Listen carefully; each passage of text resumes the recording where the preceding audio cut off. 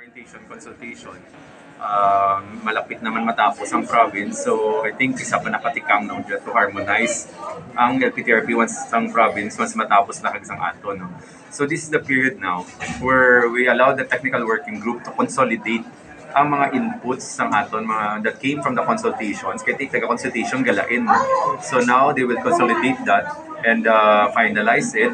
Tapos come August 30 dito sa aton Transport Summit, we expect that they will be ready already to submit ining almost final draft na nga ipasa naton sa DOTR no. Very vital nga almost final kay we believe nga base may mga valuable inputs pa during the summit, pwede pa nila ma-reconsider no, before submission sa DOTR. So, ano na mga succeeding steps. On the side sa City Council, sir, may mga specific ka mo niyang i-push para sa ato LPTRP?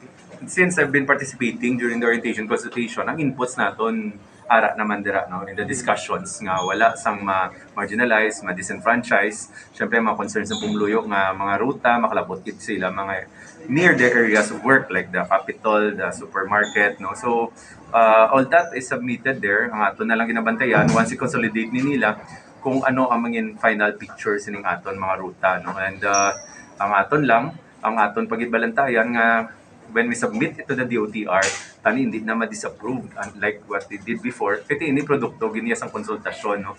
So one of our goals really is to garner enough multi-stakeholder support sini para nga pagpasa tato sa DOTR, hindi lang city ang nag-proponer, kundi ang aton man mga stakeholders, mga transport sector, business sectors, pumuluyo, barangays, para makita sa DOTR nga their guidelines, albeit we respect their guidelines. Pero dapat hindi man nila pagbutang nga black and white lang. No? There are areas, lalo na kung justified, labi na gid kung ginpanawagan gid sa pumuluyo ini dapat i-consider gid nila puntahan. Sir, kanubos ang threshold naton sa overlapping 25% lang. How we talk about this, sir? Kaya ipatasasan ta. That was a challenge even before, no? If you remember, damo ga reklamo when we were in Capitol nga wala galabot diri sa Capitol ang alagyan because pag agi mo sa Capitol magi ka sa Snart dito ga overlap halos tanan no. So that's why ban gi pasaylo sa Mabini garnering a lot of reactions from people. So that will probably be one of the possible reasons nga again base naman hindi ma-approve ang ibang nga mga ruta ang ibang extend naton, but we're confident kay basta ma-justify basta ma-prove naton that it is necessary and the intricacies on the ground allows us as well to push through with the routes modifications, then muna dira na magsulod gid ang aton paglabi sa DOTR pagpaintindi sa ila na muna mga hard and fast rules on the overlapping, hard and fast rules on the narrow roads nga bawal gipagyon sa motorized jeepney, including man ang hard and fast rules nga no provincial jeepney should enter the metropolitan areas. All this are among gid man yang nagka-problema ang TWG balancing the rule and what we need on the ground. Wala ka man i-festival nga i-increase ang threshold sa overlapping. Ang ilabi nga threshold, you know, if we request for the increasing of that, will affect their guidelines for all over the country. Pero ang window ginintrahan na ngayon na that we are entering is the justification. Remember in some pronouncement of the LTFRB, particularly with the Attorney Altura, nagambal siya nga kung ma-justify, ma-consider man sa DOTR. In fact, in our interaction with the LTFRB yesterday in relation to Uplan Balik Eskwela, they're amenable naman nga samtang wala pa na-approve ang LTFRB sa DOTR ning atong LPTRP, the succeeding days ang agon na implement ng ruta sa dalan is the amended routes sa aton LPTRP. So makita ta na ni sa sunod nga mga inadlaw nga ang aton amended routes na mo na ning ginasunod sa aton mga modernized jeepneys ang ilang mga traditional jeepney nga nag-complement sa ila. Service schedule na kita sa klaro tang magtawag sa Transport Summit tinting ilan sa pagkawalan ni sa country. August 30. Initially gani 31 pero na-realize ko Wednesday siya. So August 30, mangin partner naton diri ang University of the Philippines and Visayas, si Dr. Clement Camposano. So sila will help us with the venue. Other than that, of course, the workshop proper kay may workshop ani which will be participated also by their UP professors.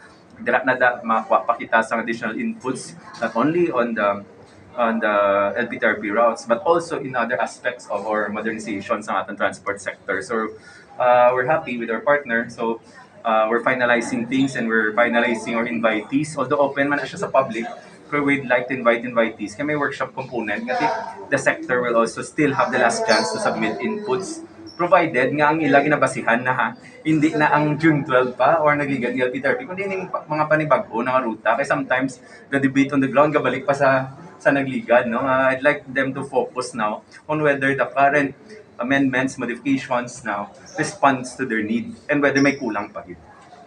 Ano po sa kansa ang Bali Mayor nga 45 days extension, amenable ikaw? We're amenable, ginistoryan man ina kasi it's obvious. No? Kaya come August 21, hindi pa matapok ang bilog na proseso. No? So, kung malantaw nyo, i-consolidate nila subong, i-submit na transport summit, i-submit natin sa DOTR, estimate mga tentative date, second week of September. Ulaton tang response ng DOTR in the past ko no, wala pa ko na sa namangkot ko how long did it took for them before tag isa ka bulan pa na ko no. Pero might be shorter now kay hindi na ni siya buong nga bagong LPTRP kundi amendments na lang so hopefully shorter. Pero pagbalik na mapasa pa kita di. It will pass through the whole process of first reading, second reading diri sa amendments naton. So hindi gid masarangan kung the remaining time of the 45 days. So but part of also this next 45 days, hindi na ni pareho sa first 45 days nga suspension, we're praying, in our discussions, no, hindi ko lang pag-preempt kay Mayor niya prerogative, but we will now go towards the direction of the LPTRP. But silingon, on the ground, no, atong mga hilaw, ang stisob lang na tawag nila, nga gintugtan pa mga daan nga mga ruta, nga wala na sila actually franchises, wala naman na sila provisional authority.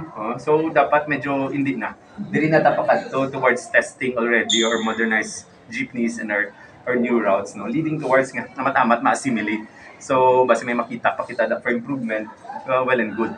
Pero hindi na kita moving backward or moving forward, intensifying our direction towards our modernized routes na sa LPTRP. Councilor, are you amenable sa plano sa PSTMO na i-propose ang pag-increase sa 200 pesos na penalty for illegal parking kag 300 pesos na penalty for obstructions para daw nga hindi na magbalik-balik ang obstructions sa dalan? Kagina ko lang nabatian actually sa radyo, no? No proposals from PSTMO was submitted to my office in relation to increase of fees. But ginistoryahan ginanamon ang mga parking na. And to be honest, wala man ang ginistoryahan nga tugangan ng fees. No? Ginalantaw ta nga dapat multi-pronged approach ang paglantaw sa aton pagsulbata sa problema dira sa obstruction. Lantaw ta, di ba? Remember I mentioned how we can increase parking, din ta maka-identify parking areas nga pwede pasugtan. Maybe we're also looking at a radical approach, maybe identify areas nga hindi kaya pagparkingan kaya go to the shifted direction, allow more mobility of people there, no? So we're looking at this hindi lang on one side, no? So maybe if the PSTMO entertain the idea, we will discuss it on our table, no? But for now, hindi lang siya isa ka bagay nga we'll address. Ang importante diri we have to sit down and see ano gid man ang pinaka-epektibo. Part of our discussion with the Transport Summit, nag-istorya naman ko kay sa mga professor sa UP that the next step is really looking at the mobility of the city. So we would like to make our decisions, hindi lang ni huyog sang tion bala. No? So we'd like to ask them to study, look at whatever else we could come in. No? Nag-pitch ko sang idea siya for green urbanization, looking at areas nga basi i-transform ta na siya, hindi na siya pagpagyan, kaya nagkakakompleto, aplikado lang. So, yan, in short, we're gonna work with UP and other academic institutions towards more study-based decisions on the transport sector. Sa imo lang, Councilor, sa Subong, is there a need na magpataas ang penalty? Legal parking ng obstructions? If as of now, medyo kung solusyon mo na dyan is to deter people, do hindi man. No, iti ang pag-violate ng tao ay man siyang kapanumdum da kung pilang penalty or hindi. No, in fact, pag committer yan na, it's because wala siya other choice. So dapat ang choice ang i-address ta, no, rather than the penalty. No, pero kung tamaan gid kanubo ang penalty, pwede taman dugang-dugangan kamay, but you have to justify whether or not it is indeed the need justification should be presented, that need justification should address the main problem, which is lack of parking areas for our private sector. So na-discuss mo sa transport group ang opening of classes, how do we address sa possible bulk sa passenger? Hindi ako pero ang PSTMO nag-meeting na sila ligad, no.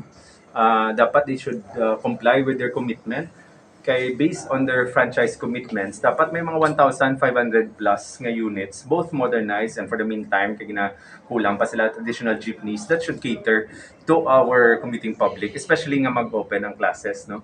So we will meet with them again in the next few days leading towards nga Monday na mag-opening nga ready na kita, especially sa ginambal ko to nga mong stricto na kita sa Colorum come Monday, so mabuhinan pagid, no. Ay nang mga available options sa aton on the ground. But we believe nga kung true to their franchise commitments ang aton mga cooperatives, sila mang itapagi to make sure nga ang ruta nga awarded sila should cater to the needs of the commuters that are traversing in that area, no. So yes, we will meet with them. Nakamit na sang ligad but because of the decision nga magstrikto come Monday, we will meet with them again. Thank you, sir. Thank you very much. Thank you. Salamat. Thank you.